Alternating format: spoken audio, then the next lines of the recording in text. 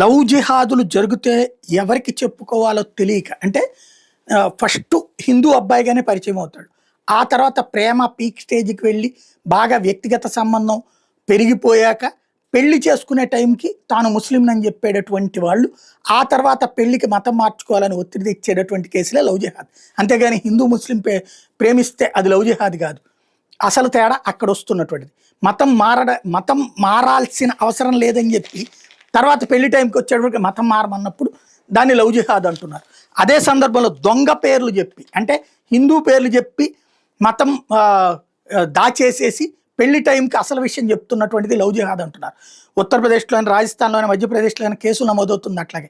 ఇదివరకైతే అట్లాంటి ఆ తల్లిదండ్రులు, హిందూ అమ్మాయి తరపున తల్లిదండ్రులు ప్రోత్సహించేవాళ్ళు కదా, ఎందుకు వచ్చిన గొడవ అని సర్దుబాటు చేసుకోవడమో ఇట్లా చేసుకొచ్చేవాళ్ళు. ఇప్పుడు మాత్రం ఆడపిల్లలే తిరగబడుతున్నారు. ఇండోర్‌లో మచిలీ గ్యాంగ్ అనేటటువంటి మెంబర్ షాద్ సిద్దికి అనేటటువంటి వాడు ఇట్లాగే ఒక అమ్మాయిని ప్రేమ పేరుతో, సచిన్ అనే పేరుతో ప్రేమించాడు. ఆ తర్వాత అమ్మాయిని వాడుకున్నాడు. ఓ రకంగా అమ్మాయి అత్యాచారం కేసు అంది, కానీ ఇద్దరు లైంగిక సంబంధం ఇష్టపడిని చేసుకున్నారు. ఆ తర్వాత పెళ్లి దగ్గరికి వచ్చేటప్పటికి వాడు అసలు పేరు పెట్టి నువ్వు మతం మారమన్నాడు. అమ్మాయి ఇప్పుడు ఈ మత మార్పిడుల నిరోధక చట్టం కింద కేసు పెట్టింది. అట్ ద సేమ్ టైం మోసం కేసు పెట్టింది. విచారణ జరుగుతోంది.